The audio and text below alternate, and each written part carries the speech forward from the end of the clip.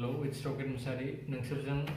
मोनसे बाथ्रा डिसकासन खालामनांगौ दंमोन माने आंना इउटुब चेनेला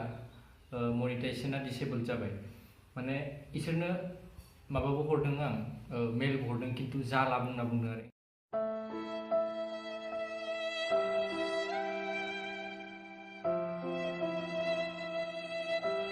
ओंखायनो दा माने आं गोदान चेनेल खुलिनो सानदों बेयाव नोंसोरो साबस्क्राइब खालामदो ओमफ्राय आगोलनि भिडिअसफोरखौ गोदोनियावनो मोनगोन रकेट मुसाहारियाव ओमफ्राय आगोलनि भिडिअसफोरखौ आं गोदानावबो होनो हानाय ओमफ्राय गोदान भिडिअखौ दा गोदान चेनेलाव मोनगोन आरो दाथ' उपाय गैया दा नोंसोरो आंखौ गोदान चेनेलखौ ग्र' खालामनो एसे हेल्प खालामदो आरोना ओमफ्राय बे भिडिअखौ जेसां हायो शेयार खालाम ओमफ्राय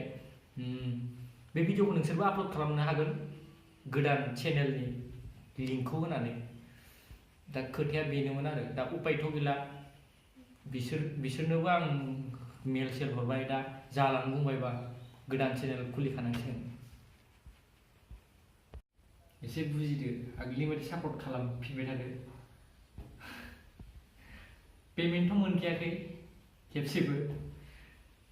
गोदानखौ एसे आसा खालामदों आरो थाबनो ग्र' खालामनो नोंसिनि थाखायसो आंबो नोंसोर गैयाबाथ' आंबो गैया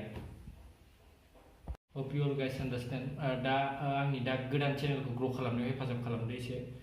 ओमफ्राय माने आं दिनै आरो बे भिडिअखौ नोंसोर हायोबा शेयार खालाम ओमफ्राय गोदान चेनेलनि लिंकखौबो होनो हागोन आरो नोंसोरो आपल'ड खालामनो हागोन बे भिडिअखौ नोंसोर गोसोबा दा एसे बुजिदो नोंसोरो एसे माबाखौ भिडिअखौ जेसेबां हायो शेयार खालाम नोंसोरबो आपल'ड खालाम आं लिंकखौ होफागोन बे भिडिअजोंनो आपल'ड खालामबा इन्सटाग्राम आपल'ड खालामगोन आं नोंसोरबो खालाम लिंकखौ होफादेरगोन ओमफ्राय शेयार खालाम बेनो आरो गोजोन्थों श' योर लाभ